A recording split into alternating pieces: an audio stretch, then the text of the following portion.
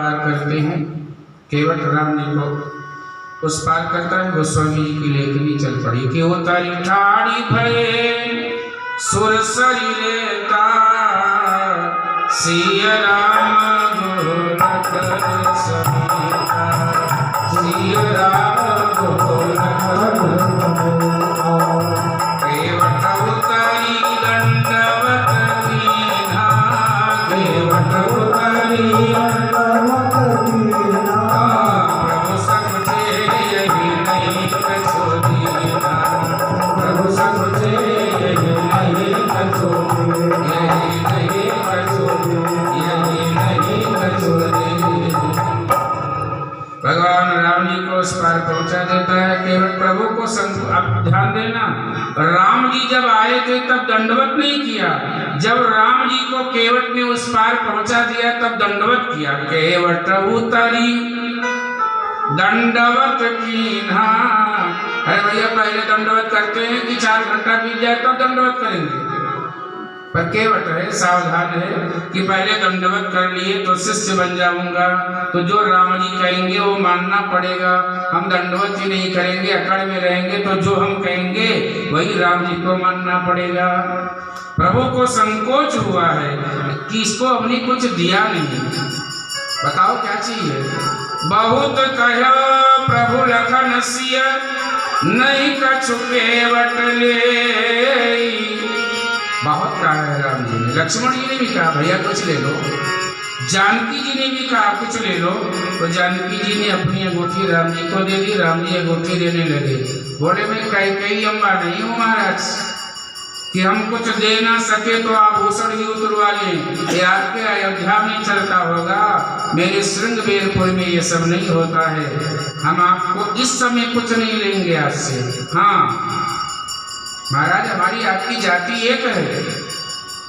लक्ष्मण जी ने कहा बस बस बस अभी तक सब ठीक था, आप जाति भी एक कर दिए। बोले हाँ एक ही जाति है। अरे नाई से न नाई लेत धोबी न धोलाई देत, अब देखे उतराई मेरी जाति न बिगाड़ी। हाँ तो अरे आयो है हमारो घाट दीनो है उतारनाथ, अब आऊंगा तुम्हारे घाट हम को उतारियो, आऊंगा तुम्हारे घाट हम हो।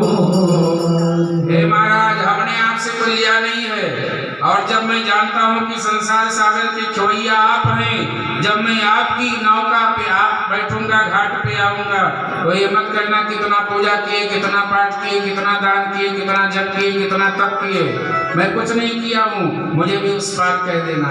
राम जी मुस्कुराए कि वाह केवट वाह।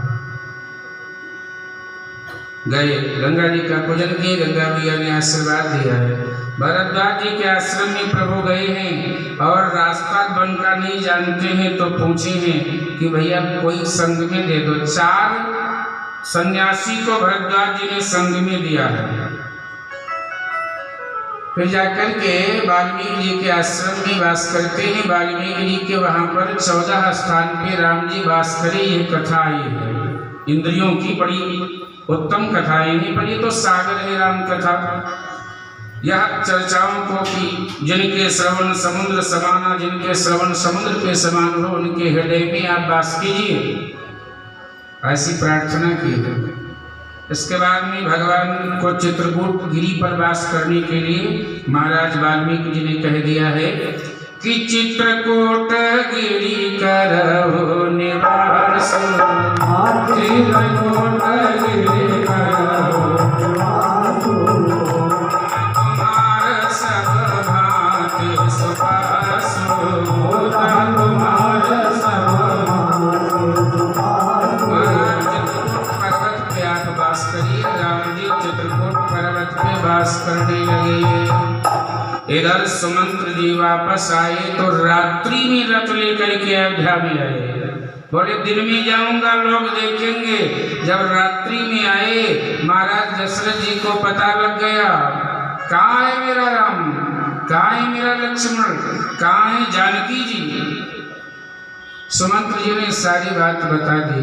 आज महाराज दशरथ जी को याद आ गया कि तापस अंध श्राप सुधि आई, अंधी अंधे की याद आ गई कि जिसके पुत्र को हमने ऐसे ही अनजाने में मार दिया था, अंधी अंधे ने श्राप दिया था कि जब तेरे प्राण जाएंगे तेरा एक भी पुत्र तेरे पास ना होगा। कौशल्या, वो समय आ गया है। तापस अंध श्राप सुधि आई, कौशल्य ने सब कथा बुझाई, सब कथा सुना दिया। और महाराज दशरथ जब प्राण छोड़ने लगे तो एक आज्ञा पारित कर गए, हे कौशल्या, मेरी राज आज्ञा जाते जाते केवल इतना ही है कि मेरे प्राण चले जाएं तो कैकेयी को मेरे तन को स्पर्श मत करने देना, जिसकी वजह से मेरा प्राण प्रिय राम, मुझे प्राणों से प्रिय मेरी बहू जानकी बन गई है।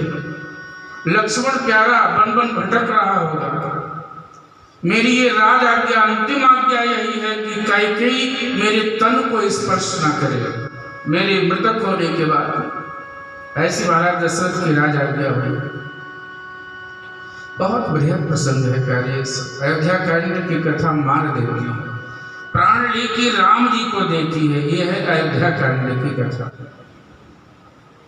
राम राम कहे राम कहे राम, राम कहे राम, तन परिहरि रघुबर बिरहा, राव गए सुरधाम, राव गए सुरधाम। महाराज दशरथ का प्राण प्रयाण होता है। भरत शत्रुघ्न ननिहाल में आते हैं। वारी कैकेयी इतनी निष्ठुर हो गई कि आरती की थाल सजा के, पति की मृत्यु हो गई है और आरती की थाल सजा के खड़ी है, अपने पुत्र की आरती कर रही है।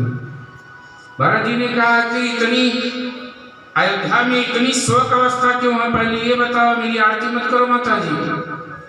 सारी बात कैकेयी ने बताया कि मंथरा की बीच में सहायक बन गई, तुम्हारे लिए मैंने युवराज पद ले लिया है। आज मैं 5 मिनट और लूंगा, बस इससे ज्यादा नहीं लूंगा। तुम्हारे लिए मैंने युवराज पद ले लिया है। बीच में एक काम बिगड़ गया, भूपत सुरपत पुर पद धार्यो, महाराज दशरथ का मरण हो गया। जैसे ही महाराज भरतलाल जी ने ये सुना तो कांपने लगे। कारण सारी बताया कि तुम्हारे भैया राम को बन, अरे भरत बिसर्योपित मरण सुनत राम बन गौन, पिता का मरण भरत जी भूल गए, मेरा भाई राम बन गया। अरे भैया कारण तो बताओ। कारण तुम हो, तुम्हारे लिए जो वन मांग लिया था इसीलिए। आज शत्रुघ्न जी मंथरा के झोंटा को, झोंटी समझते हो, केस, मंथरा आई है, उसको लगा कि अभी कुछ इनाम मिलेगा, पर नहीं, इनाम क्या मिला? सोनेरी पोहन लख नक सिख खोटी, लगे घसीटन भरी भरी छोटी, लगे घसीटन भरी भरी छोटी, लगे घसीटन भरी भरी छोटी, लगे घसीटन भरी भरी छोटी। शत्रुघ्न जी ने मंथरा की झोटी को पकड़ के घसीट लिया, तेरी वजह से सब हुआ। और भरत जी ने कहा नहीं भैया, इसको मत दंड दो, ये संत है। भरत दयानिधि दीन छुड़ाई, कौशल्या पहिगे दो भाई, कौशल्या पहिगे दो भाई। भरत ने दया करके छुड़ा दिया। कौशल्या अम्बा के पास में गए हैं और कौशल्या अम्बा से कसम खाते हैं कि हे मैया, यदि मेरा कोई मत हो तो मैं नरक में जाऊं, मेरी कहीं कोई इच्छा नहीं थी इसमें कि मेरे भैया राम बन जाए। यहाँ बहुत सारी बातें हुई हैं। कौशल्या अम्मा ने हृदय से लगा लिया कि बेटा, मैं जानती हूँ कि तो राम और भरत में कोई अंतर नहीं है, मेरे लिए तो जैसा राम वैसा भरत, भरत तो जो होनी थी सो हो गई, अब अपने पिता का क्रियाकर्म करो। भरत जी ने क्रियाकर्म की सारी व्यवस्था की है, पर एक आदेश भरत जी ने दिया कि बोले चलो मैं भी तो युवराज, पिताजी की आज्ञा है तो युवराज हूँ, यदि मेरी बात माना जाए तो माताजी मेरी इच्छा है कि हे शत्रुघ्न, शत्रुघ्न किनारे सरजू के मुझको तुम फिर पहुंचा देना, करके तुम पिता की दाह करम मेरी भी चिता जला देना, करके तुम पिता का दाह करम मेरी भी चिता जला देना। ये भरत लाल है, करके तुम पिता की दाह करम मेरी भी चिता जला देना, करके तुम मेरी भी चिता जला देना, मेरी भी चिता जला देना। शत्रुघ्न पिताजी का क्रियाकर्म करने के बाद में एक चिता और लगा देना और मेरी चिता जला देना। जब पिताजी नहीं भैया वन में मैं क्या करूंगा जी? माँ ने बहुत समझाया है, गुरुदेव वशिष्ठ जी ने बहुत समझाया है। सुनो भरत भाभी प्रवर बिलख कहो मुनिनाथ, हानि लाभ जीवन मरण यश अपयश विधियात। क्रियाकर्म किया, भरत जी ने बहुत समझाया, भरत जी सबको समझाए हैं, पर गुरुदेव जी ने समझाया, भरत जी मान गए। पर भरत जी ने कहा मैं राज्य नहीं करूंगा, जब तक मैं अपने भैया को मना के लेके नहीं आता हूं मैं राजगद्दी पर नहीं बैठूंगा। क्यों? मोह राज हट जई हो जब ही, यदि तुम लोग मुझे राजगद्दी पर बिठा दिए ना तो ये पृथ्वी पाताल लोक चली जाएगी। मेरी एक ही इच्छा है कि आपन दारुण दीनता सब कहूँ सिरनाय, देखे बिन रघुनाथ पद जिय कय जरनी न जाय, जिय कय जरनी न जाय। अंत को निर्णय हुआ, सब लोग चल पड़े हैं राम जी को मनाने के लिए। बीच रास्ते में श्रृंगवेरपुर का वही निषाद राजा जब देखता है कि भरत जी राम जी को मनाने के लिए सेना साथ में लेके जा रहे हैं, क्यों? पूरी राज की सारी जितनी राज तिलक में सामान लगता है सब लेके जा रहे थे कि वही तिलक कर देंगे। इसीलिए देखो राज तिलक में सेना भी साथ में होती है, सेना भी थी। निषाद राज को लगा कि ये युद्ध करने जा रहे हैं, इसलिए निषाद राज ने कहा कि आज मैं युद्ध करके भरत को बता दूंगा कि राम जी का सखा कितना वीर है। इतना कहते हुए छींक हो गई। एक बूढ़ा व्यक्ति था, उसने कहा छींक का सगुन है, इसलिए ये राम जी मनाने जा रहे हैं, युद्ध करने नहीं जा रहे हैं। परीक्षा लिया, भरत राम जी को मनाने जा रहे हैं भरत जी। परीक्षा हुआ, परीक्षा में उत्तीर्ण हुए, जाते हैं आगे।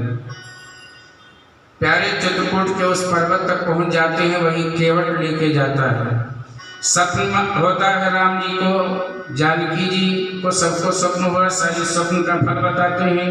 लक्ष्मण जी को पता लगा कि भरत जी आ रहे हैं सेना के साथ में। लक्ष्मण जी थोड़ा कुपित होते हैं, क्रोधावेश में हुए कुपित हो गए कि आज मैं भरत को रणांगण में सुला दूंगा, मैं शंकर जी की सौगंध खाता हूँ। तब राम जी ने समझाया है कि भरत तो कहीं राजमद नहीं हो सकता लक्ष्मण। अब ध्यान देना, राम जी ध्यानस्थ अवस्था में बैठ गए हैं, भरत जी आए तो जब तक लक्ष्मण नहीं कहेंगे तब तक राम जी उठेंगे ही नहीं। राम जी ध्यानस्थ, राम जी को पता है भरत जी आ रहे मनाने, और लक्ष्मण क्योंकि केवट आके पहले बता गया है निषाद। राम जी ध्यान अवस्था में पाहि नाथ कई पाहि गोसाई, भूतल परे लकुट की नाई। बार बार भरत जी चरणों में गिर रहे हैं और राम जी कुछ बोल ही नहीं रहे हैं।